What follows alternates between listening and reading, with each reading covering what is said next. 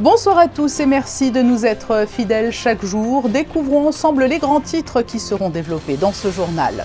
C'est demain que débuteront officiellement les célébrations commémorant le 100e anniversaire de la naissance du prince Régnier III. Vous êtes attendus nombreux sur le Rocher pour une après-midi et une soirée avec beaucoup d'animation.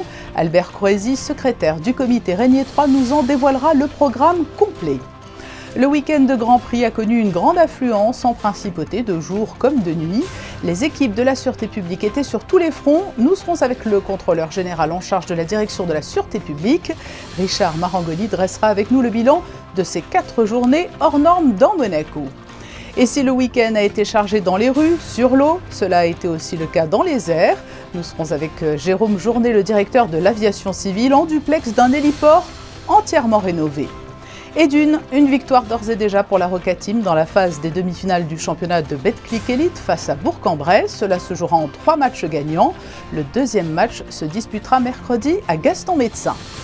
Et puis nous nous rendrons à Salzbourg où s'est déroulé le traditionnel festival de Pentecôte. La directrice artistique de l'événement n'est autre que Cécilia Bartoli, également directrice de l'Opéra de Monte-Carlo. Une équipe de Monaco Info a assisté à l'une des représentations placées sous le thème d'Orphée. Demain, mercredi, marquera le début officiel des commémorations du 100e anniversaire de la naissance du prince Régnier III. Cette journée constituera un temps fort des célébrations, le jour même de l'anniversaire du prince. De très nombreuses animations seront proposées à partir de 14h30 sur le Rocher jusqu'au gâteau anniversaire à 21h15. Je vous propose d'écouter le coordonnateur de ces festivités, Albert Croesi. L'accès au Rocher sera autorisé à tous les résidents de la Principauté de Monaco, monégasques ou non monégasques, dès lors qu'on réside en Principauté, sur présentation de la carte de séjour, donc monégasque également, bien sûr. Et à partir de 14h30, on peut accéder et assister à une succession de spectacles qui vont se dérouler sur toutes les scènes qui ont été disposées sur tout le Rocher, à savoir devant la cathédrale, jardin Saint-Martin, devant le musée, place de la mairie, place du palais. Il va y avoir des spectacles dans tous les coins du Rocher, plus des animations dans toutes les rues du Rocher, puisqu'on aura des bandieratos et de Gênes, on aura les tamourinaires et des Baux-de-Provence, on aura des échassiers, des bulles de savon. Il y a plein d'animations, il y aura des jeux pour enfants, il y a une somme incroyable de magiciens, de choses qui vont se passer demain sur le Rocher. Depuis plus d'une semaine maintenant, nous vous avons proposé des reportages sur certaines des entités qui animeront le 31 mai. Et parmi ces animations, il y en a une qui ravira les gourmands. Un stockfish géant sera servi au club bouliste. Fabien Bonilla et Thomas Deus ont eu la chance de se glisser en cuisine pour suivre les préparatifs. Ça, c'est le plus important dans le stockfish. 20 kg de morue dessalée, plus de 10 kg de pommes de terre, des oignons, de l'ail, des olives, beaucoup d'olives, du céleri, des tomates, des poivrons, du persil et du safran. Il y en a pour 200 personnes normalement, mais c'est une dégustation, une petite dégustation. Il y en a pour 200 personnes. Qu'est-ce qui fait que le stockfish va être bon ? Il faut le faire avec amour. Avec amour, bien sûr, mais c'est là que les choses sérieuses commencent, avec du vin blanc et du pastis. Pastis qui ne doit jamais manquer. Voici le secret d'Alba pour son célèbre stockfish au club bouliste du Rocher. Le stockfish va mijoter pendant 4 heures minimum. Il reposera la nuit entière pour que les monégasques et les résidents puissent profiter gracieusement de ce plat traditionnel demain dans la soirée. Un moment important pour la communauté. Ça me tient vraiment à cœur. Vraiment, vraiment. C'est l'histoire de Monaco. Ouais, c'est important. Je suis une enfant du pays. Donc je mets tout mon cœur pour ça. En plus de ce stockfish géant, Alba a préparé 10 plaques de pissaladière et 10 plaques de tourteaublette, sa façon de rendre hommage au prince Régnier III. Délicieux. Et vous êtes donc invités à vous rendre en nombre sur le Rocher demain mercredi 31 mai pour fêter cet anniversaire. Je vous le rappelle, les animations débuteront à 14h30 pour s'achever dans la soirée. Puis jusqu'à 21h30, le gâteau d'anniversaire sera partagé. Des affiches souvenirs collector numérotées, signées par leurs artistes ainsi que d'autres articles dérivés seront proposés à la vente dans les kiosques du comité. Et pour les fans de la Roca Team, sachez que le match 2 des demi-finales du championnat de France sera diffusé sur écran géant devant la cathédrale. Retour sur le long week-end du Grand Prix avec une affluence rarement atteinte. C'est une marée humaine qui a envahi la Principauté pour assister aux différentes courses, dont la plus emblématique, le Grand Prix de Formule 1. Les personnels de la Sûreté publique étaient sur le pont. On a pu les apercevoir aux 4 coins de Monaco. Le contrôleur général en charge de la direction de la Sûreté publique est notre invité. Bonsoir Richard Marangoni. Bonsoir. Les femmes et les hommes de la sûreté publique étaient absolument partout ce week-end dans Monaco. Ça a été un week-end difficile dans le sens où il semble qu'il y a eu plus de monde que par le passé. Alors ça a été un week-end, je dirais au-delà d'un week-end, ça a été 4 jours assez chargés, plus que chargés, car vous le savez, le Grand Prix de Formule 1 est le pic de l'événementiel en principauté de Monaco et à ce titre le plus gros service d'ordre de l'année pour la sûreté publique. Cette année, nous avons fêté le 80e anniversaire et nous attendions, à l'instar de ce qui s'est passé l'année dernière, beaucoup de monde et ce fut le cas. Et quel était le déploiement justement? Toute la sûreté publique était mobilisée? Toute la sûreté publique était mobilisée. Nous avons été renforcés par une compagnie de CRS, par des supplétifs et par des agents de sécurité privés, ce qui faisait au total presque 800 personnes. Et quel était le rôle de vos équipes sur le terrain? Il faut, si vous voulez, diviser la journée en deux. Il y a effectivement l'activité du jour et l'activité de la nuit. Pour parler de l'activité du jour, effectivement, l'activité du jour, c'est gérer la circulation des véhicules et des piétons. À titre d'exemple ou d'information, pour donner quelques chiffres qui doivent être encore affinés, mais ces 4 jours, c'est plus de 90 000 véhicules qui entrent chaque jour en principauté. Durant ces 4 jours, c'est presque 150 000 personnes qui ont transité par la gare SNCF. Ce sont 7 bateaux de croisière avec presque 3000 passagers et c'est presque 3500 personnes qui ont transité par l'héliport. Donc bien sûr, le pic de notre activité est de gérer les flux de voitures et les flux de piétons, enfin bien sûr d'éviter d'une part qu'il y ait trop de contraintes sur la circulation et d'autre part les accidents bien sûr. Alors il y a eu effectivement la surveillance de jour et puis la nuit également, un autre registre. Alors la nuit bien sûr le monde change puisqu'on Monaco devient très festif. Monaco connaît une ambiance musicale forte aussi bien sur terre, je dirais, que sur les bateaux, sur les navires.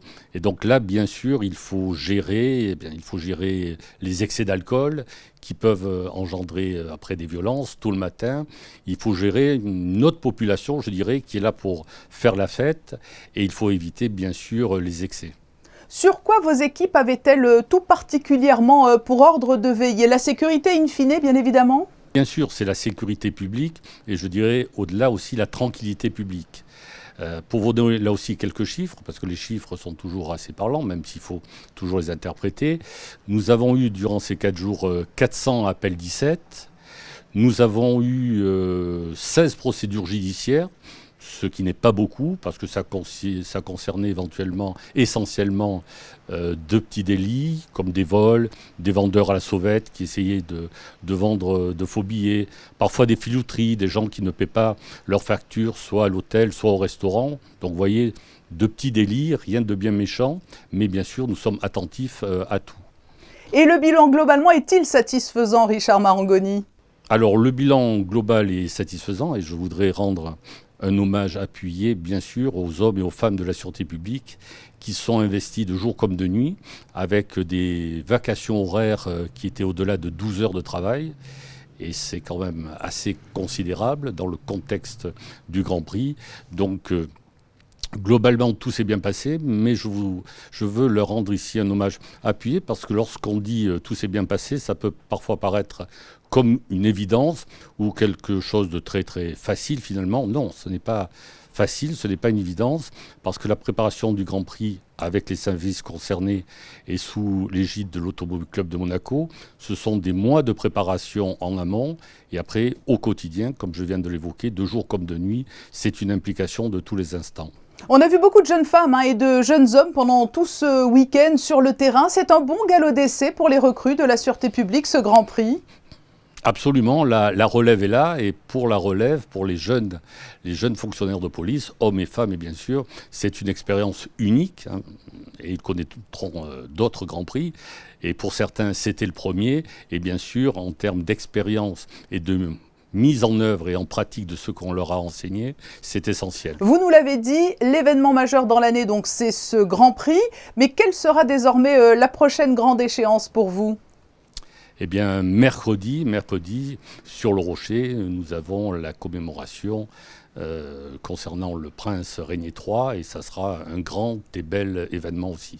Oui, cette journée hommage que nous avions évoquée un peu plus tôt dans le journal. Merci Richard Marangoni d'avoir répondu à notre invitation. Merci beaucoup. Bonsoir.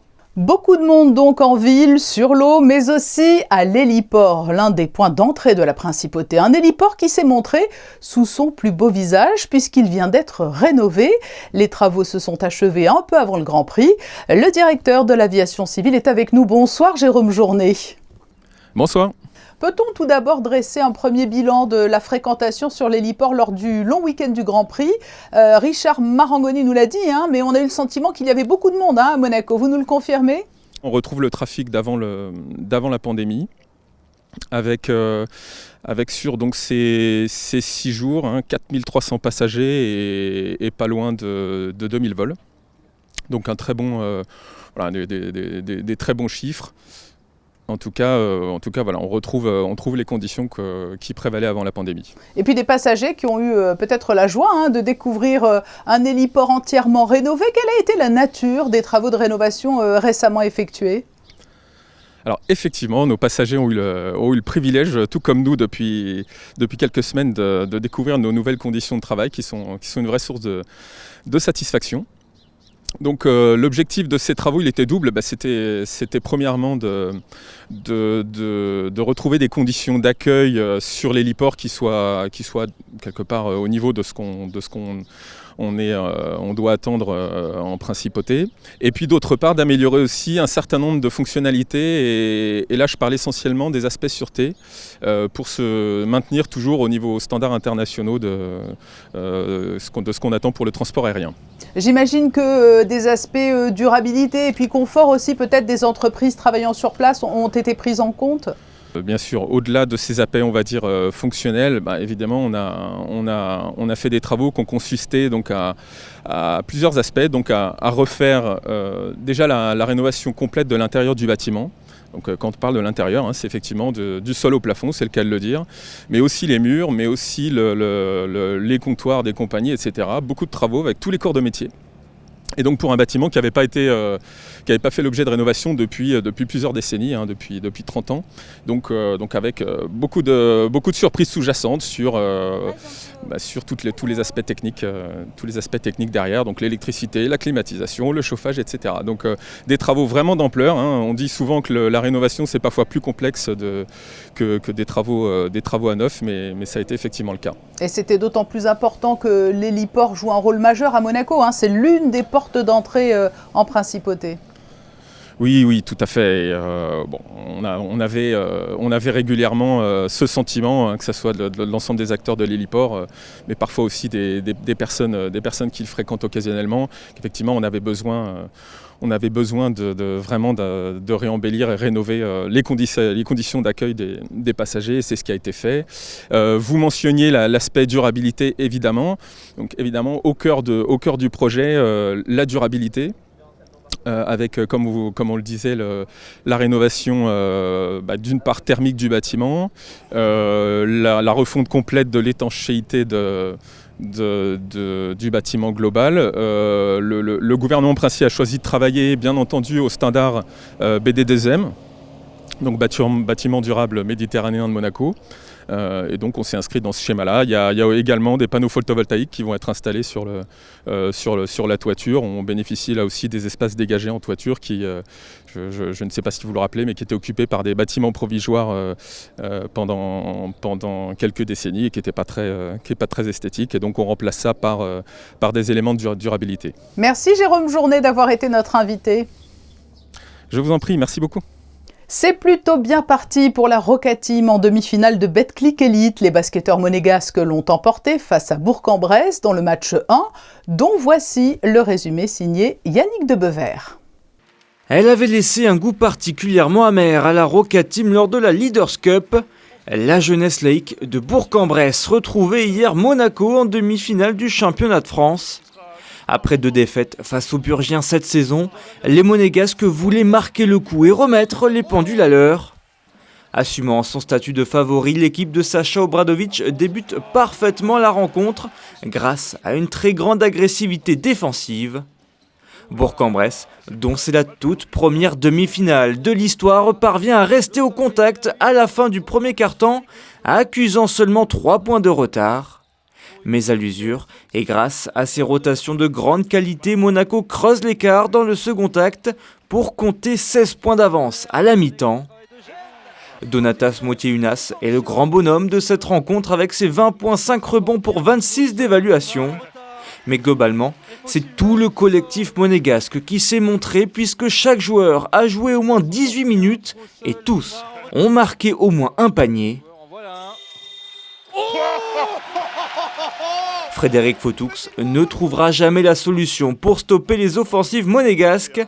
Quand il ne score pas à l'intérieur, les Roca Boys trouvent de l'adresse longue distance, ce qui leur permet de s'envoler au score avec 23 points d'avance.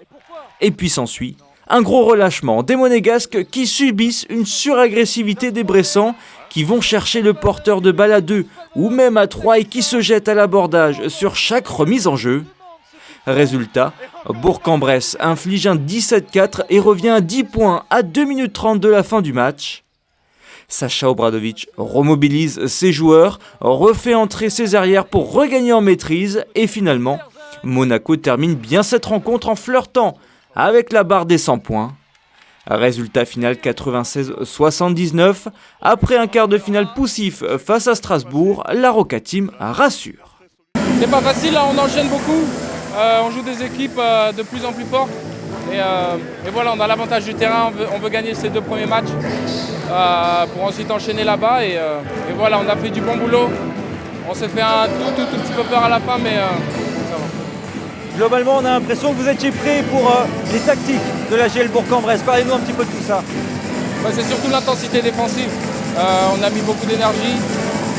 Tout le monde a été actif avec les mains et on a eu notre jeu rapide. Et voilà, il faut être régulier pendant 40 minutes là-dessus. Le deuxième match, mercredi, qu'est-ce qu'il va falloir faire? Garder la même intensité, se préparer sur leur trappe parce qu'on a perdu beaucoup de ballons sur la fin. Monaco est désormais la seule équipe invaincue dans ces playoffs du championnat de France suite à la défaite de l'Asvel lors de la première rencontre face à Boulogne-Levallois. Monaco retrouve Bourg-en-Bresse ce mercredi à 20h30 pour la deuxième manche de ces demi-finales qui se jouent en 3 matchs gagnants. Vous allez pouvoir suivre au quotidien sur notre antenne les Jeux des petits États d'Europe avec le magazine d'Émilie Rousseau et Frédéric Hélion, le débrief, tous les jours à 12h30 et rediffusé notamment à 19h30 aussi.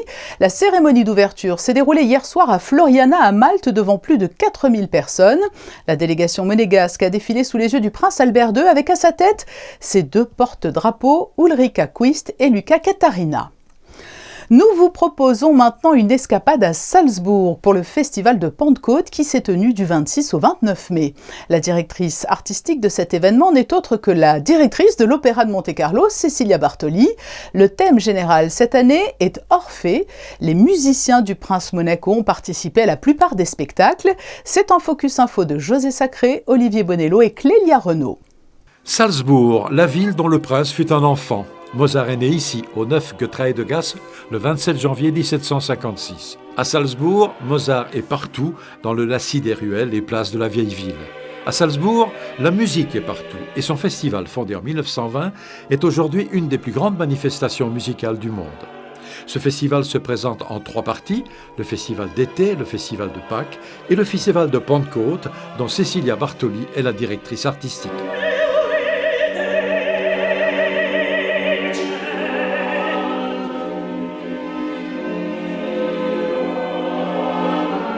Je suis un petit peu chez moi parce que j'ai commencé, ça fait déjà en 2012 à Salzbourg au Festival de Pentecôte. Et voilà, et c'était une grande responsabilité à l'époque, et toujours c'est une grande responsabilité, ça c'est sûr, parce qu'on est dans un lieu mythique. Regardez autour de moi, ça c'est la Karl Böhm Salle, ça c'est Jesse Norman, et puis on a Karajan, et puis on a les grands artistes. Alors c'est vrai que c'est un privilège, mais en même temps on a fait des très beaux projets.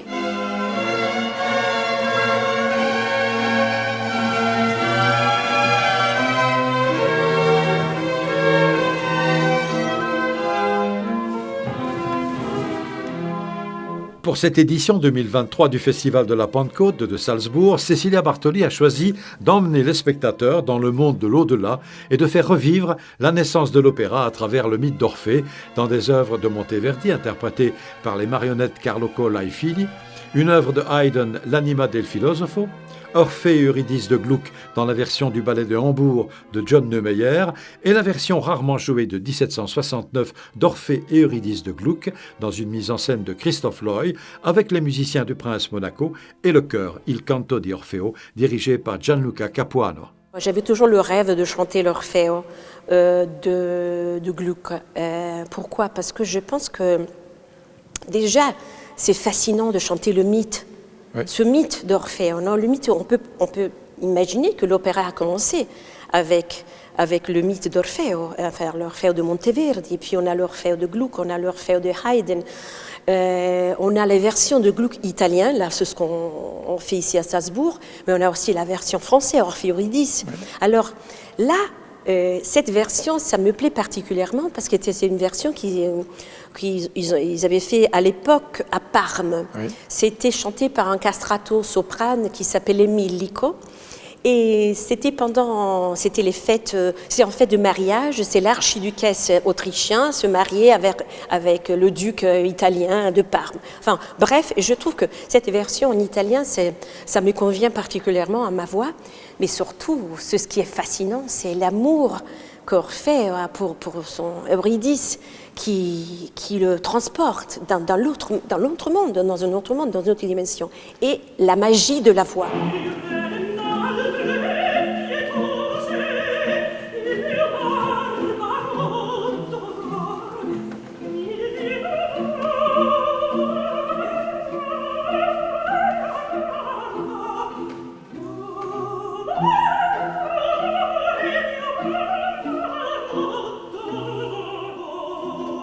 Quand on pense à Gluck, c'est le grand compositeur de la Réforme, parce que Gluck, il est dans cette période de transition entre la musique baroque, mais lui a commencé à transporter, à changer de style vers le classicisme. Alors c'est vraiment, je pense, c'est le plus grand réformiste, on peut dire, de l'époque.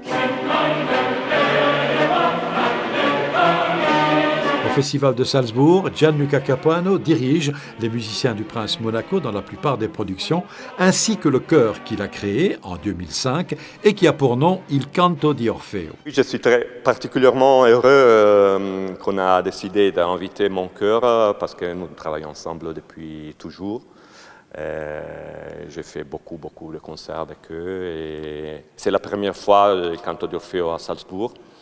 Et le fait d'avoir mon orchestre, mon chœur, et donc les conditions sont absolument idéales.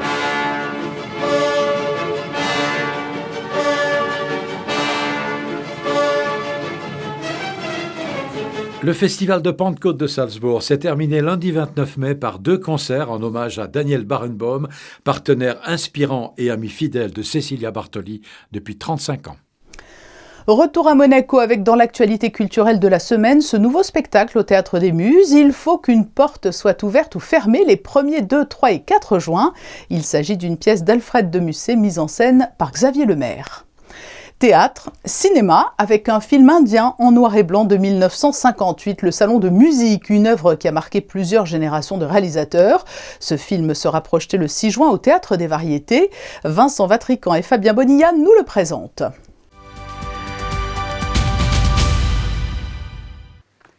Vincent Vatrican, bonsoir. Bonsoir Fabien. Aujourd'hui, on part en Inde avec le Salon de musique. C'est un film en noir et blanc de 1958. De quoi parle ce film ? Alors, ce film raconte l'histoire d'un raja indien qui vit dans une somptueuse demeure qui est un peu en ruine, en déliquescence. Et ce Raja se claque-mûre dans ce domaine, dans ce vieux palais, dans une sorte d'idée qu'il est le dernier rempart des traditions ancestrales indiennes. Et bien que quasi ruiné, il essaye régulièrement d'organiser un salon de musique, à savoir une grande fête où il invite les autres dignitaires pour assister à des pièces musicales et danser. Tout est histoire de jalousie et de paraître ou pas? Tout est dans cette idée que... de la fierté peut-être aussi.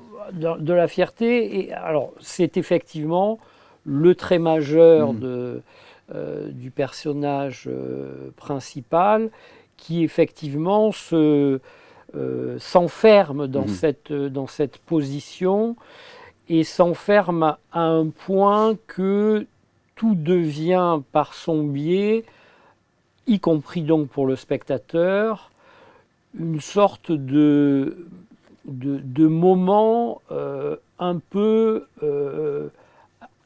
halluciné. Je veux dire que dans ce palais en ruine, où il fait d'ordinaire sombre, puisqu'il fait même l'économie de toute lumière, d'un seul coup, ce qui le fait vivre, ce qui le maintient en vie, et par là même cette idée d'un ancien monde, c'est effectivement que la lumière soit, qu'il y ait des chants, il y ait des danses, et on en a presque le vertige. Il y a même une des caractéristiques du film, c'est justement des effets de lumière qui laissent comprendre qu'on en a presque le tournis. Il y a des effets de focale, des effets justement très marqués pour dire que finalement, voilà, ce monde, on est en train d'en vivre les derniers feux. Quand on pense au film indien, on pense forcément au film Bollywood. Est-ce qu'on est dans l'ancêtre du Bollywood, sachant que la musique est très importante dans le film? Alors la musique, comme vous le dites, est absolument omniprésente. Alors Bollywood, ce qu'on connaît de Bollywood, c'est quand même des films dont le scénario est quand même ultra plat. Ce qui est intéressant dans les films bollywoodiens, c'est justement que la musique est justement ce qui, l'engrenage de différentes péripéties qui maintient comme ça en haleine le spectateur, sans forcément que l'histoire ait beaucoup de sens et d'intérêt, mais c'est la musique qui est prépondérante. Là, la musique est évidemment illustrative, mais quelque part aussi contemplative, c'est-à-dire que le Raja, en quelque sorte, invite aussi le spectateur à ces grands-messes de danse et de chant auxquels on assiste, et effectivement, à ce moment-là, c'est ce qui prime sur le reste du récit, et dans une dimension qui est évidemment plutôt poétique, je dirais. Allons voir donc le salon de musique. Merci Vincent. Merci Fabien.